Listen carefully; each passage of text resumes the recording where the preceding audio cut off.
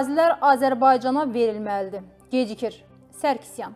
Ermənistan və Azərbaycan arasında sərhədlərin delimitasiyası ilə bağlı yeni mərhələnin Ermənistan, Azərbaycan və Gürcüstan sərhədlərinin kəsişməsində baş tutacağı rəsmən açıqlanıb. Bu barədə erməni jurnalist Voskan Sərkisyan məlumat yayıb. Bu ərazi İncəsi icmasının Koxp və Qaraça kəndləri ilə həmsərhəddir. Tavuş sərhəd zonasında xidmət edən hərbçilər anonimlik şərti ilə bildiriblər ki, bu ərazidə delimitasiyaya aprelin 15-də başlanmalıydı. Hərbçilərin sözlərinə görə delimitasiya ləngiyir. Çünki bu, ərazilərin Azərbaycana verilməsi ilə nəticələnəcək. Erməni mövqeləri arxaya çəkiləcək, ancaq yeni mövqelər hazırlanmayıb və təchiz edilməyib. Sərhədçilər bildiriblər ki, delimitasiyanın yeni mərhələsi nəticəsində sərhəd xətti yaşayış məntəqələrimizə yaxınlaşacaq ki, bu da kəndlilərin torpaq əkib becərməsini və malqara yetişdirməsini çətinləşdirəcək. Sərkisyan qeyd edib. Qeyd edək ki, bundan öncə də ərazidə mina təmizləmə işlərinin aparıldığı və Azərbaycana məxsus anklav kəndlərin qaytarılacağı haqda məlumat yayılmışdı. Putindən inanılmaz təklif. Bu ərazilərdən imtina edir.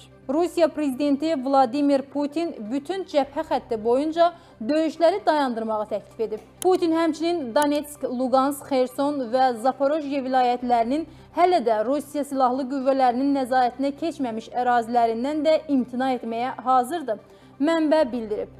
Nəşrin məlumatına görə Rusiya prezidenti bu barədə Birləşmiş Ştatlarla Ukrayna münaqişəsinin həlli ilə bağlı danışıqlar zamanı razılıq verib. Paşinyanın Avropanın şoka salan hərəkətləri süni intellektlə hazırlanıb.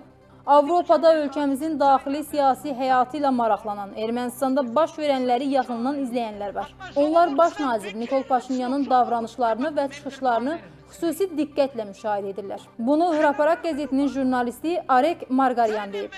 Jurnalistin sözlərinə görə son günlər Paşinyanın parlamentdəki çıxışı zamanı etdiyi hərəkətlər Avropada maraqla qarşılanıb. Baş nazirin tribunada rəqs etdiyi, Çingiz xandan danışdığı görüntülər ölkəmizdən kənarda da diqqət çəkib.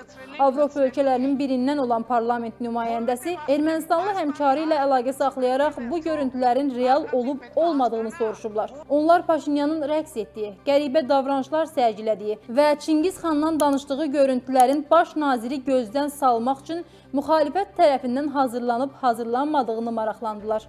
Avropa rəsmiləri bunun real olduğunu düşünmürlər. Lakin erməni parlamentari bunun həqiqi olduğunu deyəndə onlar məəttəl qaldılar. Qeyd edək ki, ötən həftə Nikol Paşinyan Milli Məclisdə çıxışı zamanı müxalifətə qəzəblənərək qəribə hərəkətlər sərgiləyib. Նույնիսկ այդ գլուխները վերցրեցից բարել են, վայ, այս ինչ լավասրա գլուխ կտրեցինք, այս բանի ոտն է, այս Չինգիզ խանի ոտն է, այս էլ բանի պճեղն է, այս էլ տանում եմ տնիցս կախեմ։ Հա